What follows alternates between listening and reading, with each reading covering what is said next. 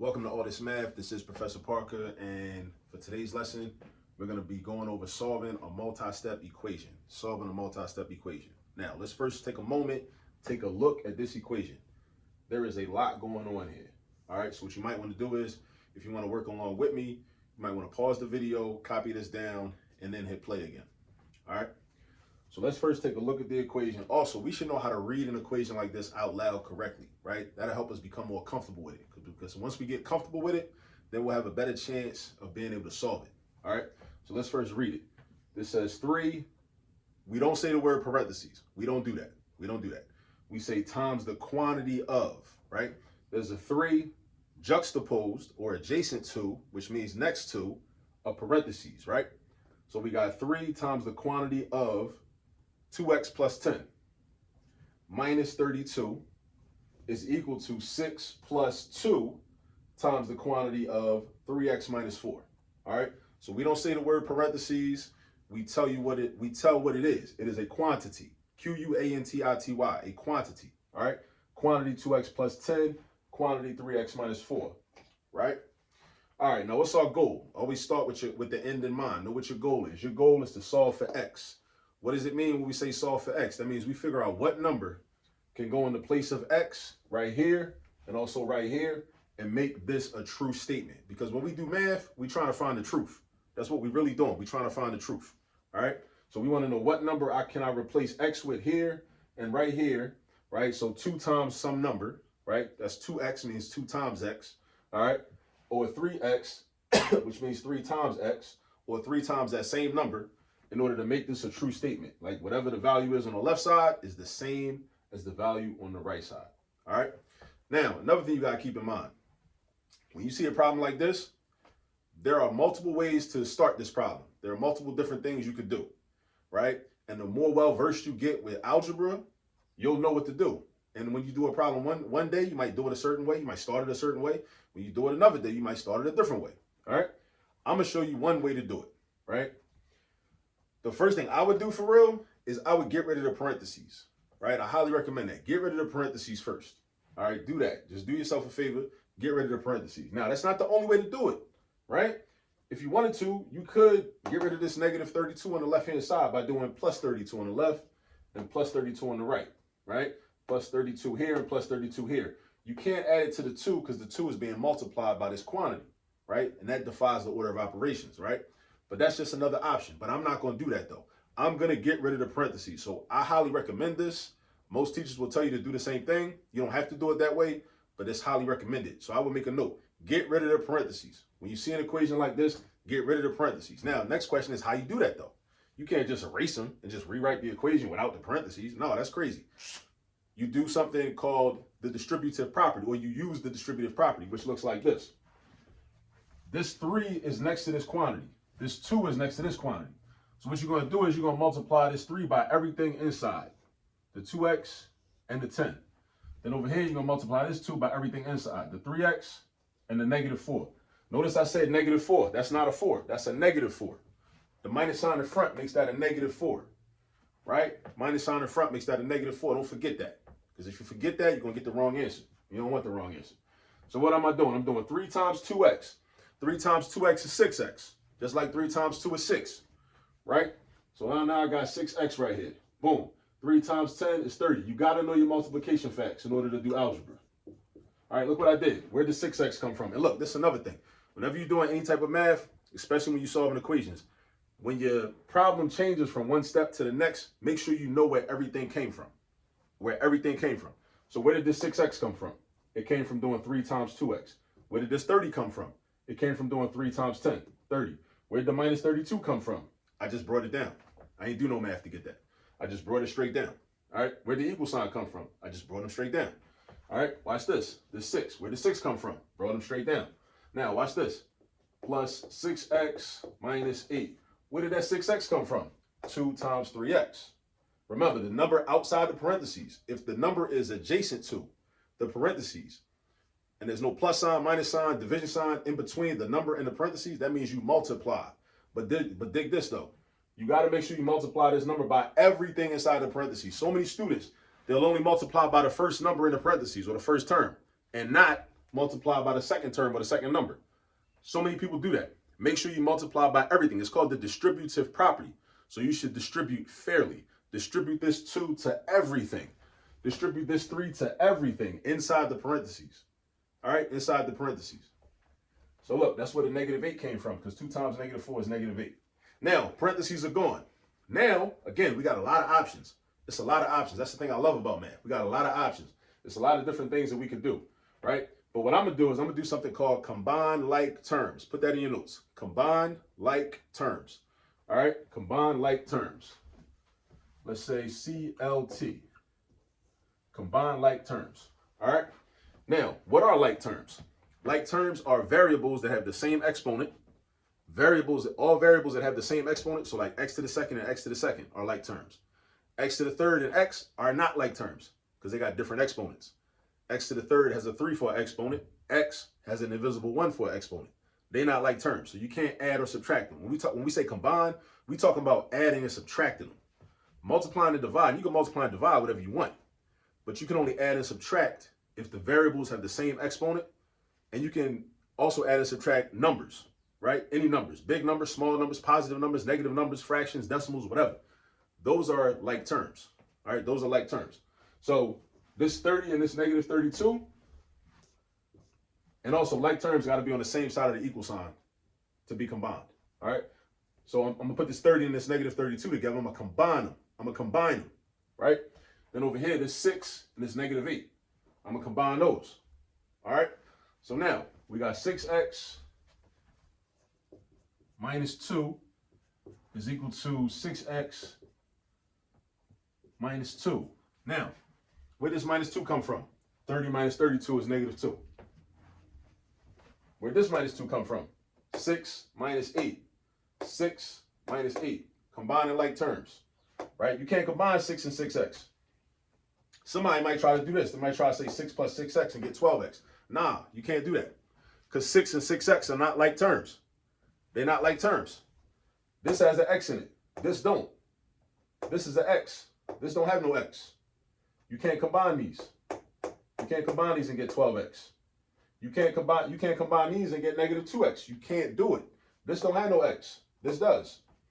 You can't combine 6x and 30 and get 36x. You can't do that. They're not like terms. They're not like terms. Combine like terms. Make sure you understand what like terms are. All right? Because you can only add or subtract like terms. I could do the 30 with the -32 because they're like terms. All numbers are like terms. Big numbers, small numbers, positive numbers, negative numbers, fractions, decimals. They're like terms. They're all like, so you can add them and subtract them with each other. All right? Now, check this out. Look at what this looks like. 6x minus 2 equals 6x minus 2. I already know the answer. The answer is all real numbers. What does that mean? That means that any number in the universe is a solution. So you got 3 options when you solve an equation. There's either going to be one distinct answer, one distinct solution. There's going to be no solution. That can happen sometimes. Sometimes there's no solution. Sometimes there is no number in the whole universe that will make the equation that you have a true statement. That happens. You're going to see problems like that. But then sometimes any number in the universe will be a solution. Sometimes that can happen, which is what happened just now. Now, how do I know that, though? How do I know that? Whenever you end up with a situation like this, we have the exact same thing on the left side in terms of numbers and terms and coefficients. The coefficients are the numbers that are attached to the variables, by the way, right? But whenever you got the same exact thing in terms of numbers and expressions on the left side and the right side, that's how you know the solution is going to be all real numbers. What does that mean? That means I can put a 3 in there, a 3 here and a 3 here, and I'm gonna have the same value on the left and the right. I can put a 48 here for x and for x, and I'm gonna have the same value on the left and the right, right? I already know that, right? But let me show you what happens. Let's try to keep working it. Let's try to keep working it. Because remember, our goal is to solve for x. So whenever you're trying to solve for x, you're trying to isolate x by itself on one side of the equal sign. And we got x's in 2 different places. So let's do this. Let's say I want to get rid of this -2. I do the opposite operation. Add 2 on the right side, but if I add 2 on the right side of the problem, I got to add 2 on the left side of the problem, right? Because I got to stay balanced, right? Like my yacht from Ancient Kemet, right? So plus 2 on the left side. Boom, boom. Cross them out because they add up to 0. Cross them out because they add up to 0. So now we got 6x is equal to 6x. So 6x is equal to 6x, right? Now remember, like I said, I'm trying to get x by itself. So what if I do minus 6x on the left and then minus 6x on the right? They cancel out. They cancel out. What am I left with? 0 equals 0. So look, here's another rule for you to remember and also write down in your notes. When you're solving an equation, if your variables cancel out, meaning if your variables go away, my variables are gone, because look what happened. 6x minus, now 6x minus 6x is not 0x. I mean, it is 0x, but 0x is just 0. It's just 0. It's nothing. The x's are gone. Whenever your variables go away, one or two things can happen. When your variables go away, if you're left with a true statement, like we see right here, 0 is equal to 0. These are the same number. That's the reflexive property, I believe. I always get the properties mixed up. Yeah, it's not the symmetric. It is the reflexive. It's the reflexive property. When something is equal to itself, like 0 equals 0, that's the reflexive property, right? When you get a true statement, that means your answer is going to be all real numbers. All real numbers. So when your variables go away, you end up with a true statement, all real numbers. Variables are gone, true statement, all real numbers. Variables are gone, true statement, all real numbers. Now, dig this though.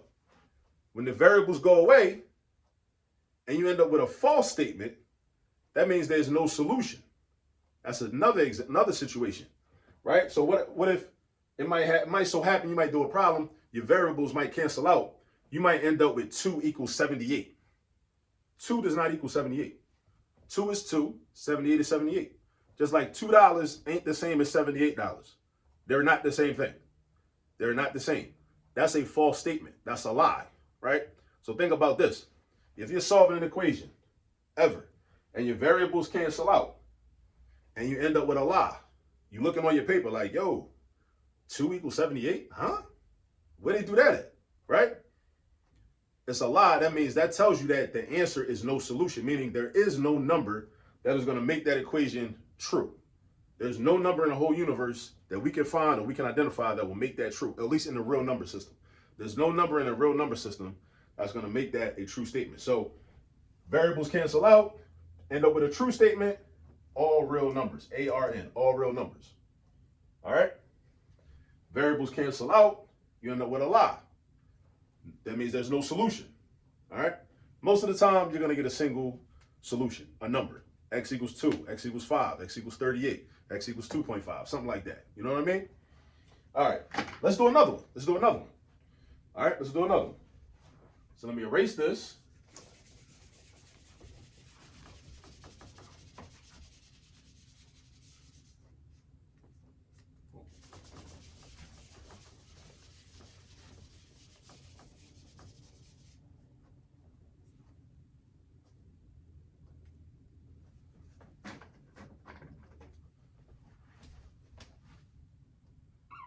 There we go. Don't mind me. I'm a little bit of a perfectionist. All right, so number 2. Number 2 says 10 times the quantity times the quantity. Remember, we don't say parentheses. We don't do that. All right, so 10 times the quantity of x plus 3 minus negative 9x minus 4 is equal to x minus 5 plus 3. All right, so take a moment to look at that, copy it down, pause the video if you need to, you know. So first off, don't let these problems intimidate you. A lot of students, when they see long problems like this, there's a whole lot going on. It's a bunch of parentheses. You got variables in multiple places. Don't let these problems scare you. Don't let them scare you. You just approach them and just follow the steps. Follow the steps and do those steps one at a time. All right? You know, and just don't let these problems intimidate you. Because what happens is with every step that you do, the problems get shorter and shorter and smaller and smaller. So like the problem might intimidate you because it's a lot going on, right? It has, you know, it's wide, right? But every time you do a step, the problem is going to get simpler and simpler, right? And you're going to see that. So just keep that in mind, right? Keep that in mind and be patient, all right? So the first thing I'm going to do, just like I did in the last problem, is I'm going to get rid of the parentheses by using the distributive property. I'm going to get rid of the parentheses by using the distributive property. So how do I do that? This 10, I got to multiply this 10 by everything inside of this quantity. Nothing in this quantity, but everything inside this quantity. Whatever 10 is next to, that's what I'm multiplying by. Everything. And don't forget to multiply by the 3. Don't forget to multiply by the 3. A lot of students do this. I keep saying this. I said it in the last example. They do 10 times x and then just bring down the 3. Nah, you got to distribute to everything. Distribute to everything inside the parentheses. All right? Distribute to everything inside the parentheses. All right, so watch this. We're going to have 10x plus 30. All right? Now, what you going to do right here? This is one of them tricky parts about math, right? Math is a language. All right? And just like in any language, you got to know the different conventions of the language in order to know how to read it when you see it on paper, know how to understand it when you hear somebody talking it, all right? And also it's different dialects and different versions of different languages. When you see a minus sign and a parentheses next to it, know that that minus sign represents a -1. Put that in your notes. A minus sign represents a -1. A minus sign represents a -1. I'll say it again because it's that important. A minus sign represents a -1. So this is like saying, matter of fact, let me write this. Boom. That's like saying -1 times that. That's something you must know. You must know this. So now when it's time to distribute, I know what I'm distributing. I'm distributing a -1. Just like I distributed a 10 over here. -1 over here, 10 over here. So now we got -1 times -x. So we got to know how to multiply negatives and negatives. Whenever you multiply a negative by a negative, your product is going to be positive. All right, 2 wrongs make a right. Think about it like that. In algebra, 2 wrongs make a right. All right, then we got -1 times -4. Again, 2 wrongs make a right in algebra. And then my parentheses are going. So then I bring these down, x minus 5 plus 3. Boom. Now, what I would do next, honestly, I'm combining like terms again. CLT. I'm combining like terms again. Combine like terms. What are my like terms? So on this side, 10x and 9x. Also, 30 and 4. 10x and 9x. I probably should use a different color so you can even see it even better. But look, I underlined the like terms. I circled like terms. All right? And over here, the -5 and the 3, they go together. So the 10x and the 9x go together. Then the 30 and the 4 go together. Then the -5 and the 3 go together. Those are your like terms. That's the fun part. Like when I first really started doing algebra real heavy, like back in like 7th grade, this is something I always liked. I always liked combining like terms. It was like a game to me, you know? And it still is. So look, 10x plus 9x, that's 19x. 30 plus 4, that's 34. X, and then -5. Don't forget, that's a -5. It's not a 5. It's not a 5. It's a -5. The minus sign in front makes it a -5, right? So that's -5 plus 3. -5 plus 3 is -2. All right? -5 plus 3 is -2. So look what we got here. We got 19x plus 34 equals x minus 2. Now look how lengthy the problem was when it first started. And look how much shorter it is now.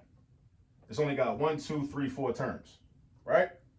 Now, again, it's a lot of things we could do right now. We have a lot of options, But what I'm gonna do is I'm gonna try to get x in one place on the left-hand side. So the way I'm gonna do that is I'm gonna subtract this x because I don't want to have an x on the right side. Why? That's just my prerogative. I don't like having variables on the right side of the equal sign. I don't like it. So, and because in math, when you have certain math skills, you have the power to make the problem look the way you want it to look.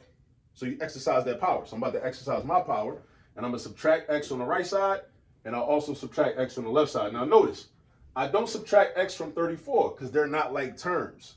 You can only add and subtract like terms. I'm not subtracting x from 34. I'm subtracting x from 19x because x's go together. All right, so these cancel out. That's 0. 19x minus x is going to be 18x. Then you got plus 34 equals -2. Now, what happened? Where did this 18x come from? From 19x minus x. Why did I do minus x? Because I subtracted x on the right side. And in an equation, you have to stay balanced. Whatever you do on the right side, you also do on the left side. Whatever you do on the right side, you also do on the left side. So now, where does 34 come from? I just brought this 34 down. Where does -2 come from? I brought this -2 down. All right, next, I'm trying to get x by itself. That's my ultimate goal. Remember that. Your ultimate goal is to get the variable by itself. So look, we trying to get this x by itself, so I got to get rid of this 34 as well as this 18. This 34 as well as this 18. So I'm going to get rid of the 34 first. So the opposite of positive 34 or adding 34 is subtracting 34. So I'm going to do minus 34 on the left side. Boom. Also do minus 34 on the right side. I bring the 18x down. Negative 2 minus 34. Now I got to know how to do addition and subtraction with negative numbers. That's mandatory. Negative 2 take away 34. Imagine you was at negative 2 on the number line. And if you subtract 34, you're moving to the left. Whenever you subtract, you move to the left on the number line. It'd be nice if I had a number line up here, but I don't. So try to visualize one. So I'm at negative 2 on the number line. I'm going 34 spaces to the left. I'm going to end up at negative 36. Negative 36. Or you can think of it as saying 2 plus 34 is 36, but I'm on the negative side of the number line. Negative side. All right.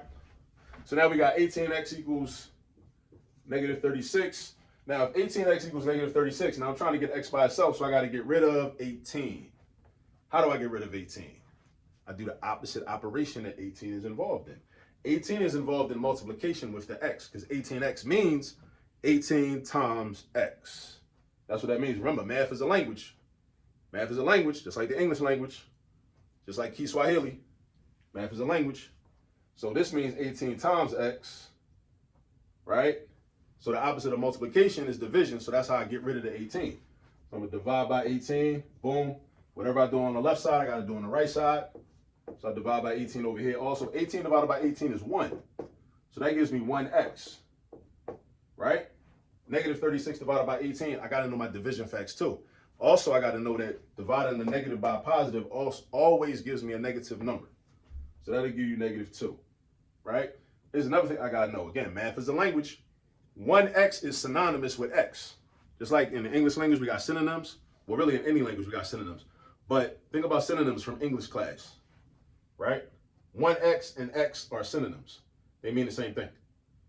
Just like saying $1 or a dollar. They mean the same thing. The quantity is 1. That's how many x's you got. So all I got to do is say x equals negative 2. I don't need the 1. So x equals negative 2. All right? X equals negative 2. Now, but I think that's the answer. Let's go back and check our work. Let's go back and check our work. So go back to the original problem and see if this gives me a true statement. So if I got negative 2 plus 3, that gives me 1. Negative 9 times negative 2 is positive 18, and then 18 minus 4 is 14. And then I got negative 2 over here. So look, this is 1. This whole thing became 1. 10 times 1 is 10.